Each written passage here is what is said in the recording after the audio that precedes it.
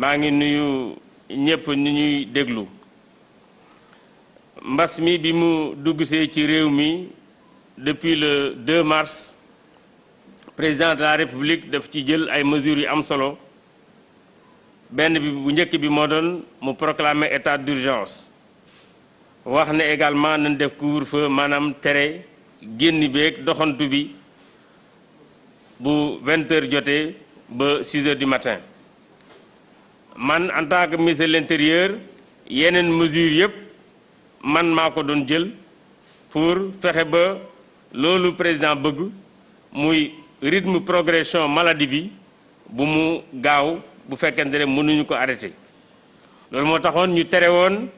lépp lu jëm ci manifestation wala rassemblement tere woon également ñuy jaay ci débit de boisson yi ci marché yi ci terrain de sport yi ci lieu de culte yi maanaam fépp fi nga xam ne fii nit ñi dañ fa daan nekk di dajale di jaamu yàlla obligation également di takk masque bokkoon aussi ci mesures yu ñu jëloon suma collègue ministre des transports jëloon également ay mesures yu jëm ci transport bi nga xamee ni bii assemblée nationale jox na président benn loi d'habilitation maanaam mu jox ko possibilité mu jël ay ordonnance président defoon na prorogation état d'urgence bi le 3 avril le 3 mai ak le 20 mai mooy bi ci mujj bi nga xamee ni bii président wax na ak askan wi le 11 mai mu jëloon ay mesures pour ñu oyofal restriction yi nga xam ne yi defoon nañ ko ci bu ci njëkkoon moo doon mu ne nañ jël couvre-feu bi décalé ko ci ñaari waxtu yéegal ko 21 heures wàcce ko 5 heures du matin ñu ubbiwaat marché yi pour juróom benn fan ci semaine bi mu ne woon aussi permettre na luuma yi ñu reprendre ko également bërëb yi nit ñi daan daje pour def seen di jaamu ñu ubbiwaat ko waaye respecter également mesures yi nga xam ne yi moom la war a ànd ak fonctionnement restaurant yi également mu ne woon nañ commencé déjà ci waaye ñu respecter mesures barrières yi transport bi xam ne bi également mooy dem bi ak dikk bi ñu xalaat ci déjà pour travailleurs yi nga xam ne dañuy dem ci àll bi pour préparer nawet bi décision yooyu nag président jëloon am na solo lool boobu ba léegi nag ñu ngi ciy xalaat di ci waxtaan ak acteurs yi moo tax bés ni ki tey danañ jël décision pour yombalal dem bi ak dikk bi maanaam tere bi ñu ci def ci réew mi yëpp danañ ko bàyyi nit ñi danañ mën a dem danañ mën a dikk waaye danañ yëkkati aussi couvre-feu bi léegi au lieu muy tàmbali 21 heures 23 heures maanaam 11 heures ci guddi lay tàmbali ba 5 heures du matin gare routière yi danañ reprendre pour transport urbain ak transport interurbain waaye gannaaw couvre-feu bi am na ba léegi am na waxtu boo xam ne bii ministre des transports dana ci waxtaan ak gare routière yi pour que surtout interurbain yi pour que ñu mën a tëj gare routière yi réunion yi nga xam ne aussi tere woon nañ ko ci endroit public yi ak privé danañ ko reprendre restaurant yi également danañ reprendre salle de sport yi aussi danañ permettre ci salle de sport yi nit ñi di def seen activité ci casino yi ñoom aussi danañ am mesure d'assouplissement yi waaye danañ respecter également distanciation yi ak mesure d'hygiène yi gouvernement bi comme ni mu ko dalee def boobu ba léegi ni mi ngi continuer di déglu population yi pour fexe ba relance économique bi nga xam ne président wax na ko ñu dund ak virus bi te jël suñu matuwaay ñu continuer ci waaye nag loolu lépp dafa li muy ànd mooy port de masque bi nga xam ne bii moom ala kulli àll mënut a ñàkk ci bërëb yi nga xam ne nit ñi dañu fay daje ci transport yi distanciation bi nga xam ne bii également maanaam s'orienter bi ñuy digal nit ñi loolu aussi ba léegi mi ngi fi te it dañ ci yokk lenn bëgg nañ transport yi nga xam ne danañ koy reprendre rawatina transport interurbain bi oto bu ciy dugg bu ne ñu booy départ ci gare routière def li ñuy wax manifeste mooy këyit bi wane ñi dugg ci oto bi seeni contact ak fan la ñu dem loolu dina mën a permettre ba liggéey bu fekkente ne dara xew na ñu mën a topp ñi nga xam ne ñooñu àndoon ci voyage boobule. gouvernement bi nag mi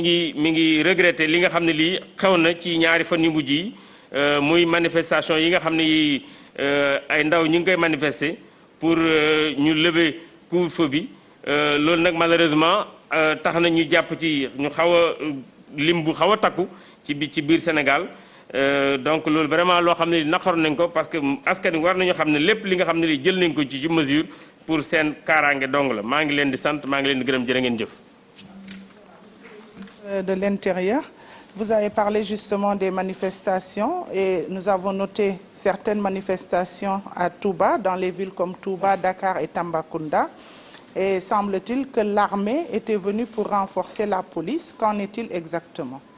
Mais merci beaucoup. Je dois tout d'abord préciser que, en fait,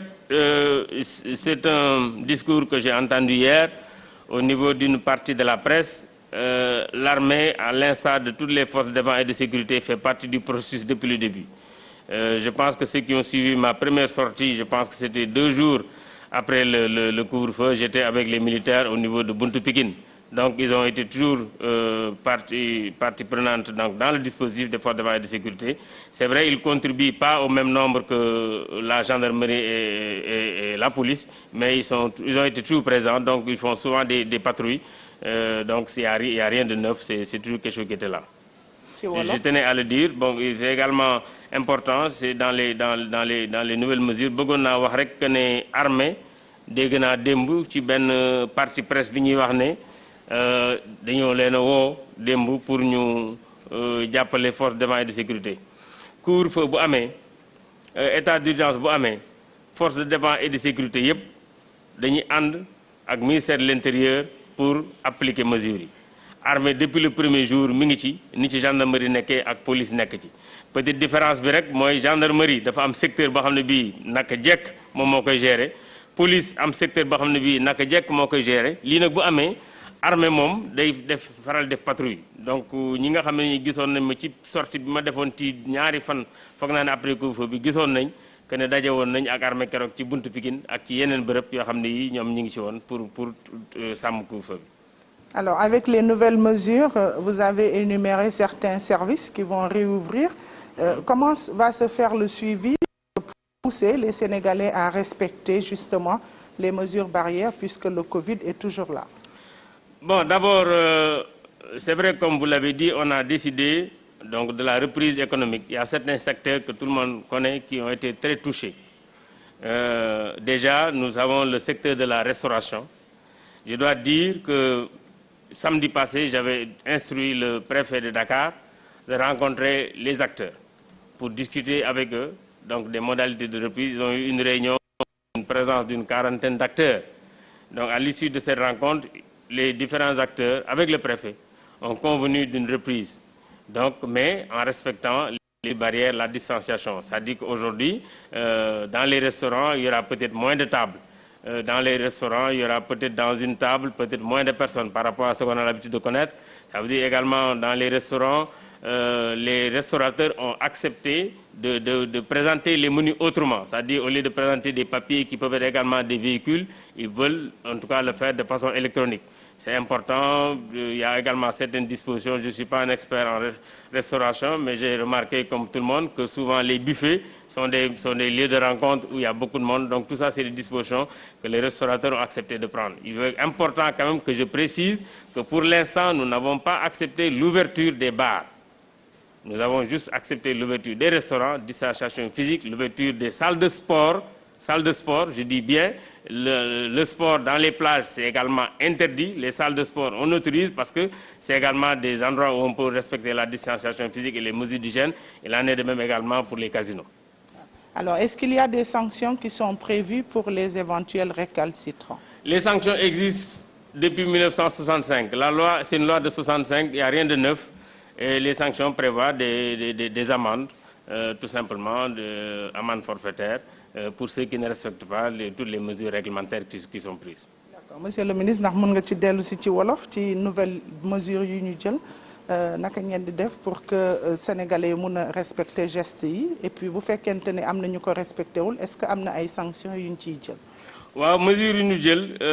comme ni ma ko waxee léegi nii am na ci am solo gannaaw wàllu transport bi parce que transport bi moom wax nañ léegi danañ ubbi. Comme neex dem ba 23h am na heure boo xam ne bii gare routière danañ ko tëj ministre des transports dana ci waxtaan ak acteurs yi mu des également yeneen activités yoo xam ne yii dañ ko tere woon muy conséquence au rassemblement yi ñu tere woon donc restaurant yi dana leen permettre ñu ubbi waaye restaurant yi du mel na mu daan mel aussi waaye danañ permettre reprise progressive maanaam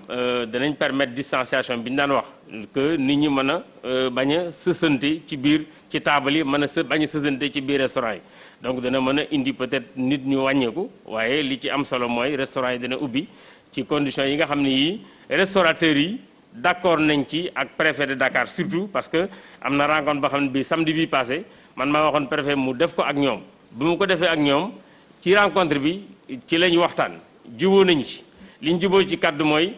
na nit ñi ci biir taabal yi wala ci restaurant yi s'orienté maanaam s'orienté distanciation bi ñuy wax nañu fexe ba restaurant bi carte yi nga xam ne dañ ko daan teg boo ñëwee commandé boo paree bàyyi ko fi keneen ñëw commandé loolu aussi bëgg nañ ko dindi ñoom ñuy def commande électronique comme ça dina mën a permettre kenn du laal bagage yoo xam ne da nga ko fekk foofu ci benn table wax nañ également ci biir restaurant yi am na yoo xam ne yi dafay bërëb yu souvent ci ñi tàmm dem restaurant nit ñi dañ fay daje muy buffet yi loolu aussi wax na nañ xool nu ñu koy organiser comme ça nit ñi di éviter di daje ci bërëb yu mel noonu waaye nag dama bëgg a préciser aussi que d'accord boobu ñoom ñu d'accord nañ aussi que ne baar yi bokkuñ ci donc baar yi aussi tey nit la yoo xam ni boobu moom day jafe nga organiser distanciation physique du mën a daje donc pour l'instant baar yi ak sport bi nga xam ne ñu ngi koy def ci plage yi moom bokkugul ci li nga xam ne lii bàyyi nañ ko te am nañ yaakaar ne ñëpp dañ ci sàmmonte pour que mesures yi yëpp bu ñu ko respecté parce que lépp liñ ci bëgg rek mooy virus bi bu muñ ko mënta taxawalit buñ ko bokk ci li koy dimbale mu accélérer ci biir dëkk bi. ci sanction yi. sanction moom du lu bees sanction yi moom depuis loi la boo xam ne bii mi ngi fi wala texte yoo xam ne ñu ngi fi depuis 1965 donc koo xamee ne kii am na ay texte maanaam ay décret ay arrêté yu ñu teg te respecté wuloo ko am na daan bu la yoon teg kooku moom valable na pour tout le monde du benn lu bees loolu moo fi nekk ba léegi ni donc ku ko ci digg aussi charte yi dañ ko teg sa kaw amul kenn koo xam ne kii dañ ko ci épargner donc loolu aussi am na solo ñu jàpp ne kon ci texte yooyu tey bu fekkente ne arrêté bi ñuy def génn na mooy waruñu tukki entre 23h ba 5h du matin kenn ku ci nekk boo génnee sa kër war nga xalaat yor sa masque booy dugg ci transport war nga xalaat yor sa masque bu fekkee da ngay dem marché war nga xalaat yor sa masque donc kenn ku ci nekk booy dem ci lieu public wala privé di fa dajeek ay nit na sa xel dem ci sa masque ba ci sa biir oto boo ci nekk ak nit war nga yor sa biir masque boo ci nekkul ay daan mën na la ca fekk. Merci monsieur.